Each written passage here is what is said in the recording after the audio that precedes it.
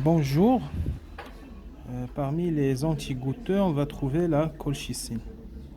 Donc la colchicine, c'est un alcaloïde, c'est un poison du fuseau mitotique ou bien du fuseau achromatique. Qu'est-ce qu'on entend par le fuseau achromatique? Tout simplement, c'est le fuseau qui permet la naissance de deux cellules filles à partir d'une cellule mère. Ça veut dire le phénomène biologique ici, c'est une simple mitose. Donc la colchicine ici, c'est antimitotique. Parfois, il est utilisé comme un anticancéreux. Donc le mécanisme d'action de la colchicine par rapport à la formation du rate bien d'acide urique. Première action, c'est une baisse de la production de l'acide lactique et donc une baisse du pH. Donc l'acide lactique qui est responsable de la précipitation des cristaux d'urate. Donc une baisse de pH va baisser la cristallisation d'urate. Donc première action, c'est par rapport à la baisse du pH local. Deuxième action de la colchicine, c'est l'inhibition de la phagocytose des cristaux par les globules blancs ou encore appelés les leucocytes. Donc, on va voir le mécanisme. Donc, la colchicine va se lier à la tubuline. Normalement, la tubuline, c'est le monomère qui va donner naissance aux microtubules. Donc, les microtubules, il y a les tubulines alpha, les tubulines bêta. OK? Donc, les tubulines forment les microtubules. Qu'est-ce qu'on entend par les microtubules? Les microtubules, c'est une composante du cytosquelette de la cellule. OK? Donc, ça donne la forme tridimensionnelle de la cellule. Également, les microtubules, ça permet le déplacement à l'intracellulaire. Donc, la colchicine va faire une association avec les tubulines.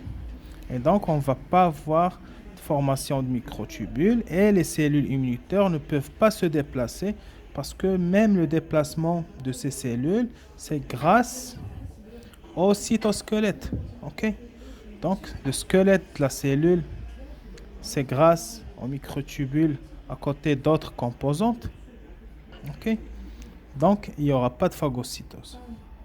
Donc, deuxièmement, tout simplement, la colchicine va inhiber la phagocytose par le biais des microtubules qui sont désactivés. Troisièmement, il y a une baisse de production de médiateurs inflammatoires.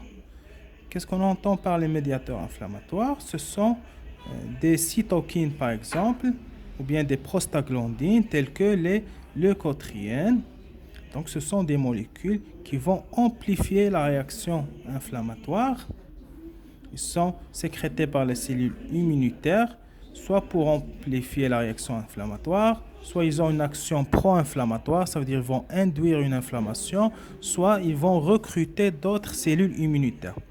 Donc brièvement, les leucotriènes sont des prostaglandines qui dérivent de l'acide phosphatidique, de l'acide, je me rappelle plus, l'acide arachidonique, oui.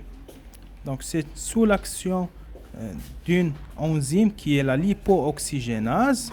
Donc on va avoir la formation de ces cytokines qui sont les leucotriènes. Donc seuls les leucotriènes dérivent sous l'action de la lipooxygénase. Toutes les autres prostaglandines, ça dérive sous l'action des cyclooxygénases.